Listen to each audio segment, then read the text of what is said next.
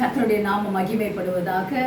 இந்த புதிய நாளை காண செய்த தேவனுக்கு நாம் மகிமை செலுத்துவோமாக. ஹல்லேலூயா. இந்த நாளிலே ஒரு வசனத்தை நாம் பார்ப்போம். ஏசாயா 43 அதிகாரம் 4 வசனம் சொல்லுகிறது, நீ என் பார்வைக்கு அருமையான படியினால் கனம் பெற்றாய். ஹல்லேலூயா. இந்த அருமையான நாளிலே கூட வேதாகமத்திலும் கூட ஒரு கனத்தை பெற்றுக்கொண்ட மனிதன் என்று நம்ம பார்க்கும்பொழுது, ஒரு பரிசுத்தவானை குறித்து நாம் பார்க்கும்போது யோசேப்பை குறித்து நாம் பார்க்கிறோம். ஹல்லேலூயா. இந்த நாளிலே கூட தேவன் அவருடைய வாழ்க்கையிலே இந்த கனத்தை கொடுத்து அவர் ஆசீர்வதிக்கிறார். இந்த நாளிலே ஒரு சிறைச்சாலை ஒரு கைதியாக சென்ற யோசேப்பை தேவன் உயர்த்துகிறதை பார்க்கிறோம்.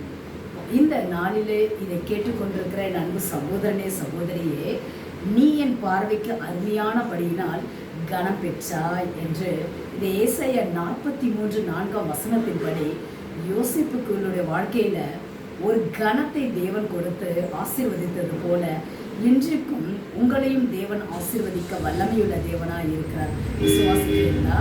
இந்த நாளிலே கூட ஒவ்வொரு சிறைச்சாலை தலைவனுடைய கண்களிலே தேவ தயவை கட்டளையிட்டார் என்று நாம் பார்க்கிறோம். அந்த கணம் வரும் பொழுது தேவன் எப்படி நடத்துகிறார் என்று பாருங்க. தேவ தயவை கட்டளையிட்டார். சிறைச்சாலையிலே தேவன் யோசேப்போடு இருந்தார் என்று நாம் ஆதியாகமத்திலே வாசிக்கிறோம்.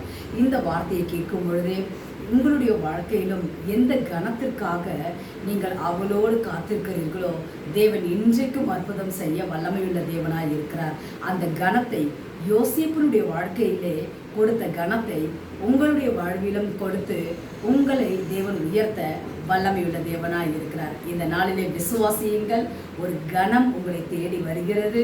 அந்த கனம் தேவன் உங்களை நடத்துவார். இந்த ஆகஸ்ட் மாதத்திலே தேவன் எல்லா தேவைகளையும் உங்களுக்கு சந்தித்து கனத்தை தந்து உங்கள் வேலையிலும் எல்லாவற்றிலும் சமுதாயத்திலும் தேவன் எல்லாவற்றிலும் கனத்தை தந்து இந்த நாளிலே நடத்துவாராக. Have a blessed day. God bless you.